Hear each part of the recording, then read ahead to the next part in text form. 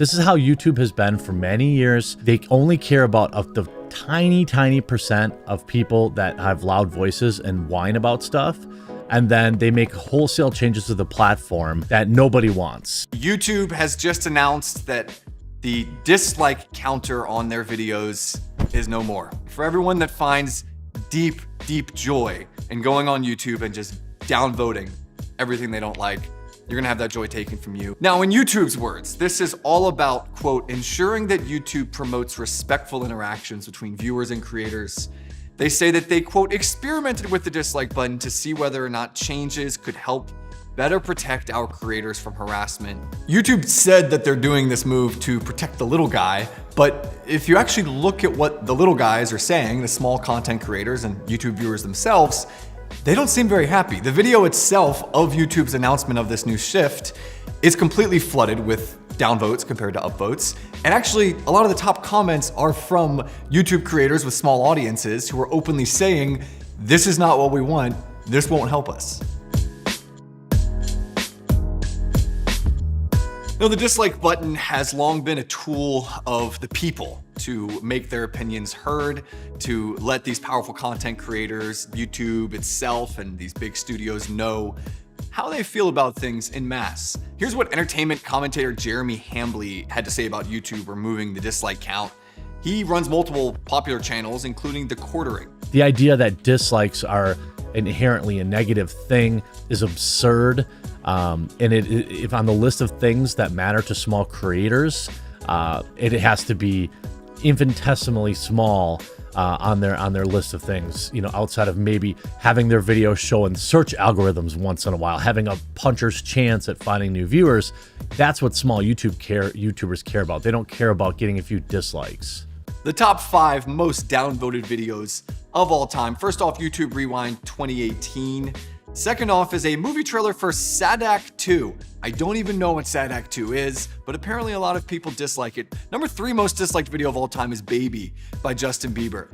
This is just an example of YouTube not understanding how people actually think. If they believe that people's hatred of the song Baby by Justin Bieber is not authentic and genuine, I think it shows that they don't actually understand how people think. YouTube Rewind number 4 most disliked video of all time from 2019. And the Baby Shark Dance is the 5th most disliked video of all time. That one has to be from parents that have to hear that song nonstop and they're just clicking dislike. More recently, some of the most disliked videos that we've seen on YouTube have been political. We've seen this from a lot of Joe Biden's press conferences and Joe Biden's speeches and White House live streams, anything with Kamala Harris. The second that they go live on YouTube, they're instantly inundated with tens of thousands of dislikes in many cases. We saw the exact same thing for a documentary trailer about the honorable, venerable, majestic leader, Dr. Anthony Fauci. Now, when this trailer dropped, it was instantly overwhelmed with dislikes, one of the highest ratios of dislike to like that anyone has seen in recent years. A couple specific examples of some of the videos that probably got YouTube's attention. The COVID town hall, this is the most viewed video on the White House YouTube channel, has 68,000 downvotes and just 10,000 upvotes. The inauguration had 110,000 downvotes, just 17,000 upvotes. Olivia Rodrigo and Anthony Fauci read fan tweets. 59,000 downvotes, 11,000 upvotes. Every single press conference with Jen Psaki has more downvotes than upvotes. It's also worth pointing out that the White House YouTube account has already done their part to maybe suppress the will of the people and the voice of the people, because they removed the ability for users to comment on their videos. Now, I have a feeling that if the Trump administration had removed the ability of people to comment on YouTube videos, we would be subjected to thousands of articles from the media about how this was a suppression of free speech. What's next after the dislike button? Not logically, the comment section, right? By the way, again, if you're one of these softies, you could disable it yourself. Every creator has the ability to disable likes and dislikes and comments should they want. So now we all have to suffer because a few tiny, 10-ply soft babies can't take a few dislikes on a video. Now, one interesting thing about YouTube's announcement is that they claim this specifically will be helping smaller content creators because they're apparently more susceptible to having their feelings hurt and being discouraged by getting too many dislikes.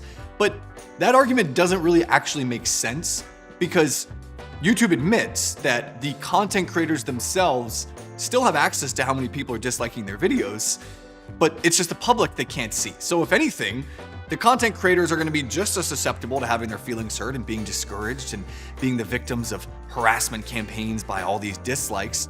It's also hilarious that they're still keeping the positive upvotes so that you'll only see the positive, none of the negative. This kind of reminds me of the Michael Scott line. I do want the credit without any of the blame.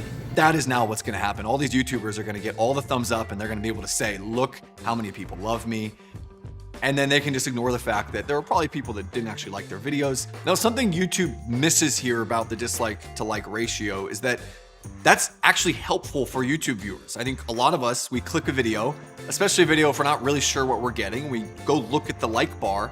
And if there are way more dislikes than likes, it's usually a pretty good indicator, hey, everyone else that watched this didn't like it. That sentiment was actually echoed by a popular YouTuber named Marques Brownlee. He's one of the biggest tech YouTubers out there, and he actually spoke out against the platform. He said, quote, "Hey YouTube, removing info from the rating system is not helpful.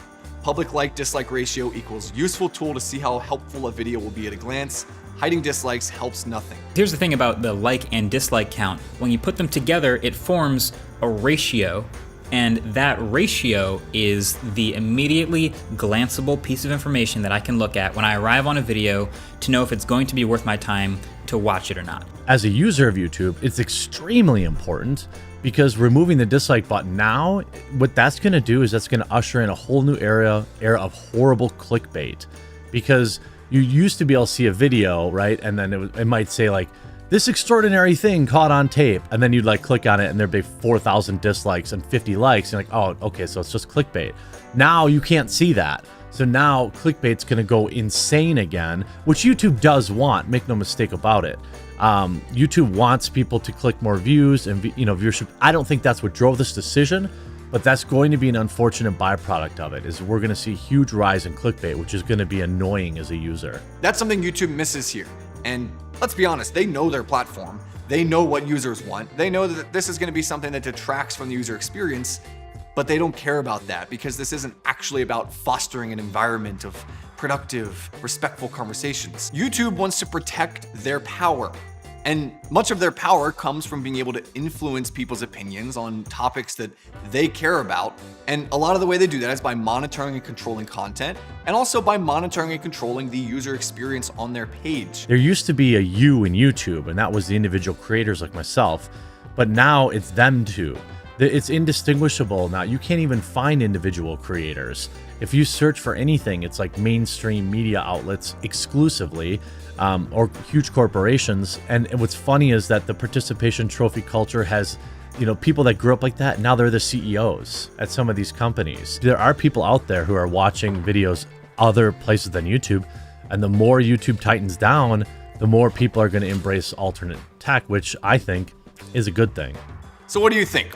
Was this decision from YouTube just them putting their community of creators and viewers first to protect the integrity of respectful discourse on the platform?